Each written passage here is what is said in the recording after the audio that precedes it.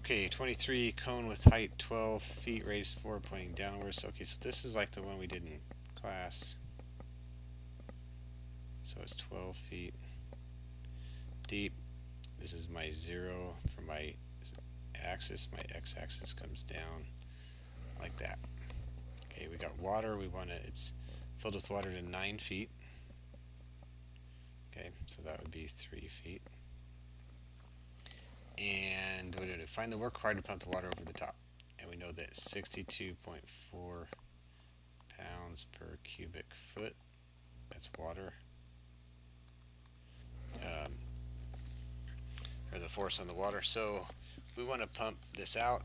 So there's a constant force on this slice that's delta x thick.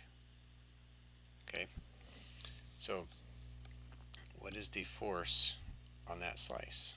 So the force is 62.4 pounds per square foot. So it's this number times the number of square feet in that slice. We're going to call that r. So it'll be pi r squared times delta x. And we're going to move that slice x units up to pump it out. Right? So the force, or the work on the slice is going to be given by 62.4 times pi times r squared delta x times x. Well, this is great. I don't know what r is, and r is not a constant. It's a variable because it's always changing. Okay, so the question is, how do we figure out what r is? Well, we can write an expression because I've got some similar triangles right here. Okay, the big one and the big triangle and the little triangle. So I know that r is to 4 as this distance here is to the whole thing. How big is this? Well, if this is x, right, to here is x, then this is going to be 12 minus x, right? 12 minus x, this distance.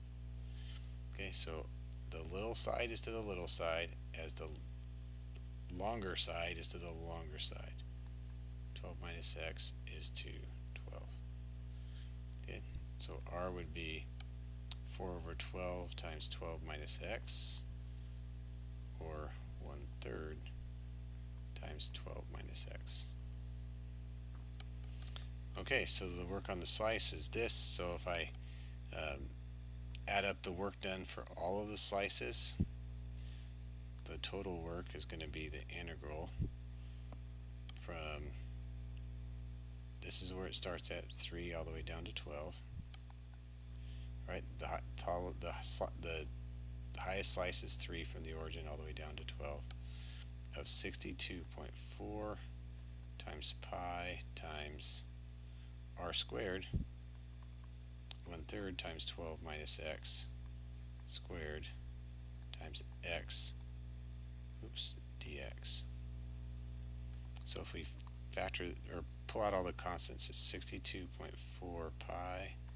This 1/3 is squared, it's 1/9. I think when I wrote this problem on the board I didn't square that, or at least in my notes I didn't, so if you're looking at your notes that might be off, times 12 minus x squared x dx. And this you can multiply out and do